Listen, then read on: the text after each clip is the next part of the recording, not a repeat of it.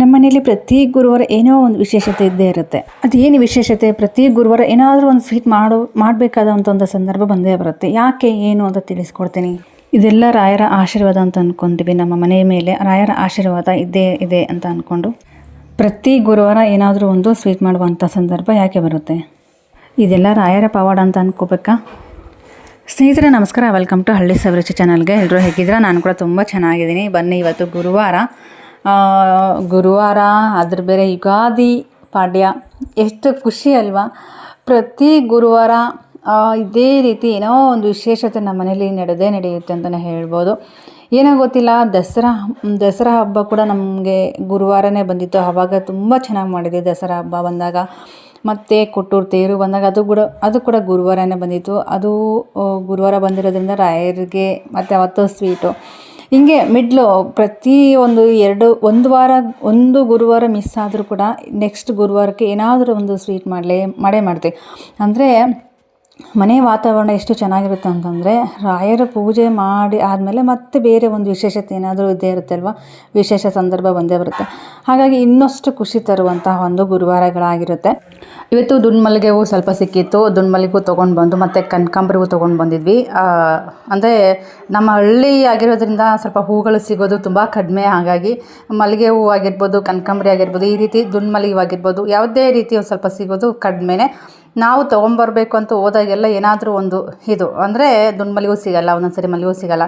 ಆ ರೀತಿ ಟೈಮು ಅದು ಹೆಂಗೆ ಬರುತ್ತೋ ಹಂಗೆ ನೋಡಿಕೊಂಡು ನಾವು ಅಂದರೆ ಸ್ವಲ್ಪ ನಮ್ಮ ಹಿತ್ತಲದಲ್ಲಿ ಸ್ವಲ್ಪ ಕನಕಾಂಬರಿ ಗಿಡ ಎಲ್ಲ ಹಾಕಿದ್ದೀವಿ.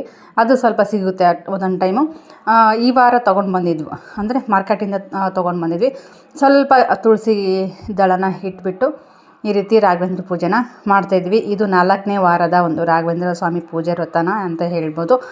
ಇಲ್ಲಿ ನೋಡ್ತಾ ಇರ್ಬೋದು, ಒಂದು 2-3ರಿಂದ ತುಳಸಿ ದಳನ ಇಟ್ಟು ಒಂದು ರಾಯರಿಗೆ ಸಂಕಲ್ಪ ಮಾಡಿಕೊಂಡು ರಾಯರಿಗೆ ಒಂದು ಪೂಜೆನ ಮಾಡುವಂಥ ಒಂದು 4ನೇ ಗುರುವಾರ ಆಗಿದೆ ಸ್ನೇಹಿತರೆ. ಜೊತೆಗೆ ಸೇವಂತಿಗೆ ಹೂವು ತೊಗೊಂಡು ಬಂದಿದ್ವಿ. ರಾಯರಿಗೆ ದುಂಡ್ಮಲ್ಲಿಗೆ ಹೂವು ಮತ್ತು ಅದನ್ನ ತುಳಸಿಯಲ್ಲೇ ಇದ್ದರೆ ಮತ್ತು ಇನ್ಯಾವುದು ಬೇಡ ಅಂತ ಹೇಳ್ತಾರೆ ರಾಯರು. ನಮಗೋಸ್ಕರ ನಾವು ಏನಪ್ಪ ಅಂದರೆ ರಾಯರಿಗೆ ಅಲಂಕಾರ ಮಾಡಬೇಕು, ರಾಯರಿಗೆ ಇನ್ನೂ ಒಂದಿಷ್ಟು ಹೂಗಳು ಸಿಕ್ಕರೆ ಇನ್ನೂ ಹಾಕ್ಬೋದು ರಾಯರಿಗೆ ಅಂತ ನಮ್ಮ ಮನಸ್ಸಿಗೆ ಆ ಥರ ಬಂದುಬಿಡುತ್ತೆ ಅಲ್ವಾ. ಹಾಗಾಗಿ ಇಲ್ಲಿ ಸ್ವಲ್ಪ ಸೇವಂತಿಗೆ ಹೂವು ಕೂಡ ತೊಗೊಂಡ್ಬಂದಿದ್ವಿ. ಸೇವಂತಿಗೆ ಹೂವು, ಮಲ್ಲಿಗೆ ಹೂವು ಮತ್ತು ಕನಕಾಂಬರಿ ಮತ್ತು ತುಳಸಿ ದಳ 2-3 ದಳನ ಕಿತ್ತು ರಾಯರಿಗೆ ಹಾಕುವಂಥದ್ದು. ಕಂಟಿನ್ಯೂಸ್ ಆಗಿ ಏನೋ ಗೊತ್ತಿಲ್ಲ, ರಾಯರ ಆಶೀರ್ವಾದದಿಂದ ಮಲ್ಲಿಗೆ ಹೂವು ಸಿಗುತ್ತೆ ಮತ್ತು ಕನಕಾಂಬರಿ ಅಂತೂ ಬೆಜ್ಜನ್ ಸಿಗುತ್ತೆ ರಾಯರಿಗೆ. 3 ವಾರ ಆಯಿತು ಕಂಟಿನ್ಯೂ ಆಗಿ ಆ ರೀತಿ ಸಿಗುತ್ತೆ. ಮಿಡ್ಲಲ್ಲಿ ಒಂದು ವಾರ ಜಾಸ್ತಿ ಹೂವೇ ಇರಲಿಲ್ಲ. ಮತ್ತು ಸ್ವಲ್ಪ ಅಂದರೆ ನಾವು ಮಾಡ್ತಾ ಇರೋದು ಬ್ರಾಹ್ಮಿ ಮುಹೂರ್ತದಲ್ಲಿ ಸ್ನೇಹಿತರೆ. ಹಾಗಾಗಿ ಹೂವು ಕಿತ್ಕೊಂಬರ್ಬೇಕು ಅಂದರೆ ಸ್ವಲ್ಪ ಕತ್ಲಲ್ಲೇ ಇರುತ್ತೆ ಅಲ್ವಾ, ಹೂವನ್ನು ಕಿತ್ಕೊಂಬರೋಕ್ಕೂ ಆಗೋಲ್ಲ.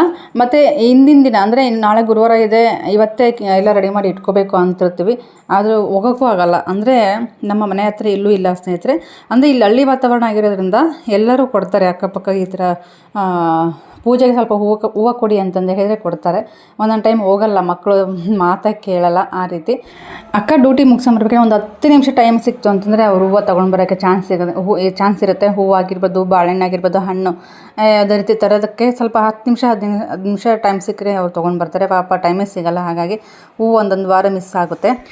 ಇವತ್ತು ಯುಗಾದಿ ಪಾಡ್ಯ ಆಗಿರೋದ್ರಿಂದ ಬೇಗನೆ ಎದ್ದುಬಿಟ್ಟು ಇವತ್ತು ಇಬ್ಬರು ಅಕ್ಕ ತಂಗಿ ಇವತ್ತು ಪೂಜೆ ಮಾಡ್ಕೊತಿದ್ವಿ. ನಮ್ಮ ಪುಷ್ಪ ಮಿಸ್ ಆಗಿದ್ದಾರೆ, ಅಂದರೆ ಅವ್ರು ತವ್ರ ಮನೆಗೆ ಹೋಗಿದ್ದಾರೆ. ಹಾಗಾಗಿ ಯಾಕೆ ಅಮ್ಮನ ಮನೆಗೆ ಹೋಗಿದ್ದಾರಪ್ಪ ಅಂತಂದರೆ ಇದೇ ಒಂದು ಖುಷಿ ವಿಚಾರಕ್ಕೆ ಸ್ನೇಹಿತರೆ. ನೋಡ್ತಾ ಇರ್ಬೋದು ಸ್ಕ್ಯಾನಿಂಗ್ ರಿಪೋರ್ಟಲ್ಲಿ ಏನಪ್ಪ ಅಂತಂದರೆ ರಾಯರ ಪೂಜೆ ಮಾಡಿ ಆದಮೇಲೆ 2 ತಿಂಗಳಿಗೆ ನಮ್ಮ ಪುಷ್ಪ ಅವರು, ನಮ್ಮ ತಂಗಿಯವರು ಪ್ರೆಗ್ನೆನ್ಸಿ ಆಗಿದ್ದಾರೆ. ತುಂಬ ಖುಷಿ ವಿಚಾರ. ಈಗ ಆಲ್ರೆಡಿ 6 ತಿಂಗಳು ಅವ್ರಿಗೆ. ರಾಯರ ಪೂಜೆ ಮಾಡಿ 2 ತಿಂಗಳಿಗೆ ಅವ್ರಿಗೆ ಈ ರೀತಿ ಖುಷಿ ವಿಚಾರ ಸಿಕ್ತು. ತುಂಬ ಖುಷಿಯಾಯಿತು. ಸ್ವಲ್ಪ ಈ ರೀತಿ ಮದುವೆ ಆಗಿ ಸ್ವಲ್ಪ ಬೇಗ ಮಕ್ಕಳಾಗಿಲ್ಲ ಅಂತಂದರೆ ಎಷ್ಟೋ ಜನಗಳು ಏನೋ ಒಂಥರ ಮಾತಾಡ್ತಾರೆ ಅಲ್ವಾ. ಆ ರೀತಿ ಮಾತಾಡಿದಾಗ ಅವ್ರು ಎಷ್ಟು ನೋವಾಗುತ್ತೆ ಅನ್ನೋದು ನಮಗೂ ಗೊತ್ತಾಗುತ್ತೆ. ಯಾಕಂತಂದರೆ ನಾನು ಕೂಡ ಒಂದು ಹೆಣ್ಣಾಗಿ ಹಳ್ಳಿ ವಾತಾವರಣದಲ್ಲಂತೂ ನೋಡಬಾರ್ದು ಸ್ನೇಹಿತರೆ. ಮದುವೆ ಆಗಿ ಒಂದು 3-4 ವರ್ಷ ಆಯ್ತು ಅಂದರೆ ಸಾಕು, ಇನ್ನೂ ಮಕ್ಕಳಾಗಿಲ್ಲ ಅನ್ನೋದೇ ಒಂದು ಜನರ ಟೆನ್ಷನು. ನಮಗೆ ಟೆನ್ಷನ್ ಇರಲ್ಲ, ಅವ್ರಿಗೆ ಅಷ್ಟೊಂದು ಟೆನ್ಷನ್ ಮಾಡಿಬಿಡ್ತಾರೆ. ಅವ್ರು ಟೆನ್ಷನ್ ಮಾಡ್ಕೊಂಡು ನಮಗೆ ಟೆನ್ಷನ್ ಕೊಟ್ಬಿಡ್ತಾರೆ. ರಾಯರ ಆಶೀರ್ವಾದದಿಂದ ನಿಜವಾಗ್ಲೂ ಒಂದು ಫಲ ಸಿಕ್ತು ಅಂತಲೇ ಹೇಳ್ಬೋದು. ತುಂಬ ಖುಷಿ ವಿಚಾರ. ಮದುವೆ ಆಗಿ 5 ವರ್ಷ ನಂತರ ನಮ್ಮ ಒಂದು ಹೊಸ ಜೀವ ನಮ್ಮ ಮನೆಗೆ ಆಗಮಿಸ್ತಾ ಇದೆ ಇನ್ನು ಸ್ವಲ್ಪ ದಿನಗಳಲ್ಲಿ ಅಂತಲೇ ಹೇಳ್ಬೋದು. ತುಂಬ ಖುಷಿ ಆಗುತ್ತೆ. ಯಾಕಂತಂದರೆ ರಾಯರ ಒಂದು ಪೂಜೆ ಮಾಡಿ ಆದಮೇಲೆ ನಮಗೆ ಈ ರೀತಿ ಒಂದು ಫಲ ಸಿಕ್ತು ಅಂತಂದರೆ ತುಂಬ ಖುಷಿ ವಿಚಾರ ಅಂತಲೇ ಹೇಳ್ಬೋದು. ನೀವು ಕೂಡ ಅಷ್ಟೇ ಯಾರಿಗಾದರೂ ಈ ರೀತಿ ಆಗಿಲ್ಲ ಅಂತಂದರೆ ಖಂಡಿತವಾಗ್ಲೂ ಭಕ್ತಿಯಿಂದ ರಾಯರಿಗೆ ಈ ರೀತಿ ಸಿಂಪಲ್ಲಾಗಿ ಒಂದು ವ್ರತನ ಆಚರಣೆ ನೀವು ಕೂಡ ಮಾಡಿ, ಖಂಡಿತವಾಗ್ಲೂ ನಿಮಗೆ ಫಲ ಸಿಕ್ಕೇ ಸಿಗುತ್ತೆ. ಸಿಕ್ಕಿಲ್ಲ, ಬೇಗ ಸಿಕ್ಕಿಲ್ಲ ಅಂದರೂ ಕೂಡ ಸ್ವಲ್ಪ ದಿನಗಳಾದಮೇಲೆ ಸಿಕ್ಕೇ ಸಿಗುತ್ತೆ ಸ್ನೇಹಿತರೆ. ಏನೋ ಗೊತ್ತಿಲ್ಲ, ರಾಯರ ಆಶೀರ್ವಾದ ಇದ್ದಿದ್ದಕ್ಕೆ ನಮ್ಮ ಮನೆಗೆ ಹೊಸ ಅತಿಥಿ ಆಗಮಿಸ್ತಾ ಇದ್ದಾರೆ ಅಂತಲೇ ಹೇಳ್ಬೋದು. ಮೊನ್ನೆ ಒಂದು ಸ್ವಲ್ಪ ದಿನ ನಾನು ವೀಡಿಯೋ ಹಾಕೋಕ್ಕಾಗಿಲ್ಲ, ಯಾಕಂದರೆ ಅವ್ರದ್ದೇ ಒಂದು 5 ತಿಂಗಳಲ್ಲಿ ಕುಬ್ಸ ಕಾರ್ಯಕ್ರಮ ಮಾಡಿದ್ವಿ. ಹಾಗಾಗಿ ವೀಡಿಯೋನೂ ಹಾಕೋಕ್ಕಾಗಲಿಲ್ಲ. ನಾನು ಕೂಡ ಶೇರ್ ಕೂಡ ಮಾಡ್ಕೊಳ್ಳಿಲ್ಲ, ಯಾಕಂದರೆ ತುಂಬ ದಿನಗಳಾದಮೇಲೆ ನಮ್ಮ ಮನೆಗೆ ಈ ಥರ ಖುಷಿ ವಿಚಾರ ಬರ್ತಾಯಿದೆ. ಸುಮ್ಮನೆ ಜನಗಳ ದೃಷ್ಟಿ ಸರಿ ಇರಲ್ಲ ಅಂತಂದ್ಬಿಟ್ಟು ನಾನು ಕೂಡ ಏನನ್ನೂ ಒಂದು ವೀಡಿಯೋ ಮಾಡ್ಕೊಂಡಿರಲಿಲ್ಲ. ಹಾಗಾಗಿ ಎಲ್ಲ ಮುಗಿದಾದ್ಮೇಲೆ ಮತ್ತೆ ವೀಡಿಯೋನ ಕಂಟಿನ್ಯೂ ಮಾಡ್ತಾಯಿದ್ದೀನಿ ಸ್ನೇಹಿತರೆ. ನೀವು ಕೂಡ ಅಷ್ಟೇ, ಯಾರಿಗಾದ್ರೂ ಈ ರೀತಿ ನಿಮ್ಮ ಅಕ್ಕಪಕ್ಕದಲ್ಲಿ ಯಾರಿಗಾದ್ರೂ ಇದೇ ರೀತಿ ಪ್ರಾಬ್ಲಮ್ನ ಅನುಭವಿಸ್ತಾ ಇದ್ದಾರೆ ಅಂತಂದರೆ ಈ ಒಂದು ಪೂಜೆನ ತಿಳಿಸ್ಕೊಡಿ.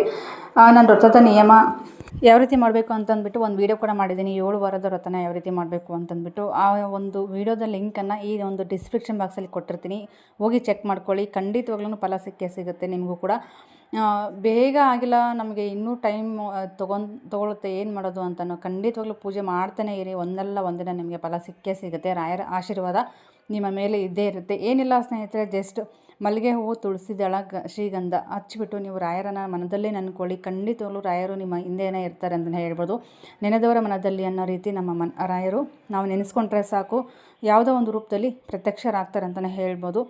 ನಾವು 7 ವಾರ ವ್ರತ ಮಾಡೋಕ್ಕಾಗಲ್ಲ, ಅದು ಕಟ್ಟುನಿಟ್ಟಾಗಿ ಮಾಡಬೇಕಾಗತ್ತೆ ಅಂತ ಅನ್ನೋದಾದರೆ ಪ್ರತಿ ಗುರುವಾರ ಜಸ್ಟ್ ಒಂದು ಫೋಟೋಕ್ಕೆ, ಅಂದರೆ ರಾಯರ ಫೋಟೋಕ್ಕೆ ಗಂಧ, ಒಂದು ಇದು ತುಳಸಿ ದಳ ಮತ್ತು ಮಲ್ಲಿಗೆ ಹೂವು ನಿಮ್ಮ ಕಡೆ ಯಾವುದಿರುತ್ತೋ ಅದು ಹೂವನ್ನು ಇಟ್ಬಿಟ್ಟು ದೇವರ ಒಂದು ರಾಯರಿಗೆ ಒಂದು ನಮಸ್ಕಾರ ಮಾಡ್ಕೊಳ್ಳಿ, ಸಂಕಲ್ಪ ಮಾಡ್ಕೊಳ್ಳಿ. ಖಂಡಿತವಾಗ್ಲೂ ಮುಡುಪು ಕಟ್ಟಿಡಿ.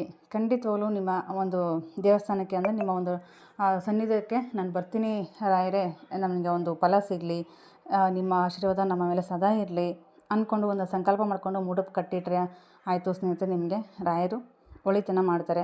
ರಾಯರ ಆಶೀರ್ವಾದ ಇದ್ದೇ ಇರುತ್ತೆ ಅಂತಲೇ ಹೇಳ್ಬೋದು. ಇದೆಲ್ಲ ಆದಮೇಲೆ ಒಂದು 4 ತಿಂಗಳು ನಮ್ಮ ಪುಷ್ಪಗೆ ಇದ್ದಿದ್ದು.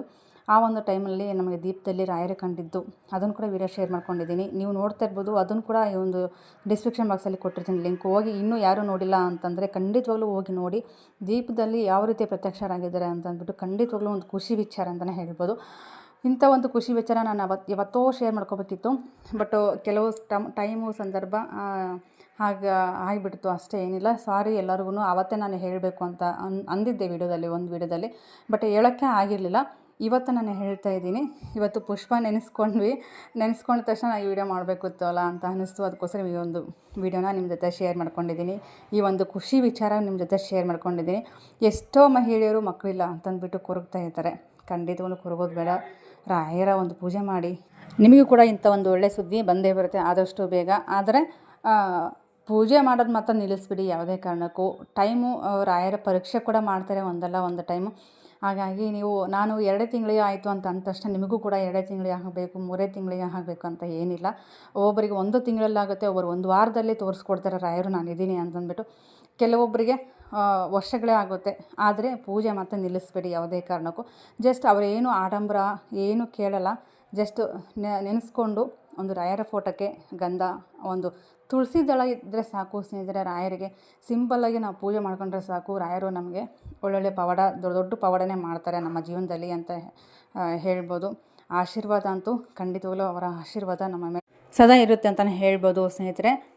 ಅದಕ್ಕೋಸ್ಕರ ನಾನು ಇವತ್ತು ಶೇರ್ ಮಾಡ್ಕೊಂಡಿದ್ದೀನಿ. ಯುಗಾದಿ ಹಬ್ಬ, ಹೊಸ ವರ್ಷ, ಅದಕ್ಕೋಸ್ಕರ ನಾನು ಈ ಒಂದು ಖುಷಿ ವಿಚಾರ ಹೊಸ ವರ್ಷದ ದಿನ ನಾನು ನಿಮ್ಮ ಜೊತೆ ಶೇರ್ ಮಾಡ್ಕೊಂಡಿದ್ದೀನಿ. ಎಲ್ಲರ ಜೀವನದಲ್ಲಿ ಇದೇ ರೀತಿ ಹೊಸ ಖುಷಿ, ಹೊಸ ಜೀವ ಮತ್ತು ನಿಮ್ಮ ಒಂದು ಮಡಿಲಲ್ಲಿ ಸೇರಲಿ.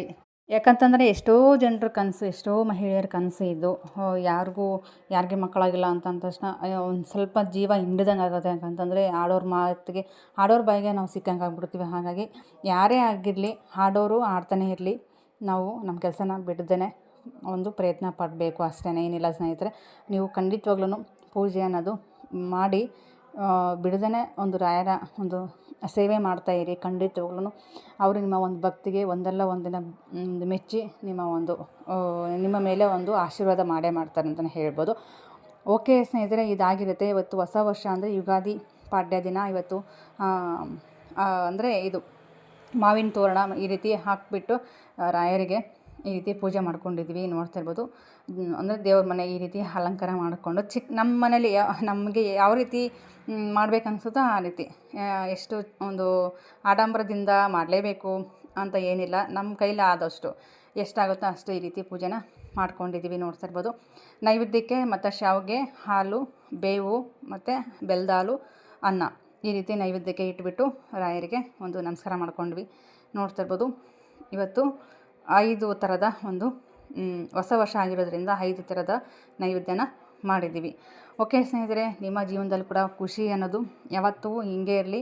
ಖುಷಿ ಬಂದಾಗ ಹಿಗ್ಗೋದು ಮತ್ತು ದುಃಖ ಬಂದಾಗ ಕುಗ್ಗೋದು ಅದು ಆಗಬಾರ್ದು. ಎರಡನ್ನೂ ಈಕ್ವಲ್ ಆಗಿ ಮೇಂಟೈನ್ ಮಾಡಿಕೊಂಡು ಹೋಗೋದೇ ನಮ್ಮ ಜೀವನ, ಅದಾಗಿರುತ್ತೆ ಸ್ನೇಹಿತರೆ. ಓಕೆ ಸ್ನೇಹಿತರೆ, ಇವತ್ತಿನ ಒಂದು ವಿಡಿಯೋ ಇದಾಗಿರುತ್ತೆ. ಎಲ್ಲರಿಗೂ ಹ್ಯಾಪಿ ಯುಗಾದಿ ಅಂತ ಹೇಳ್ತಾ ಇವತ್ತಿನ ಒಂದು ವಿಡಿಯೋ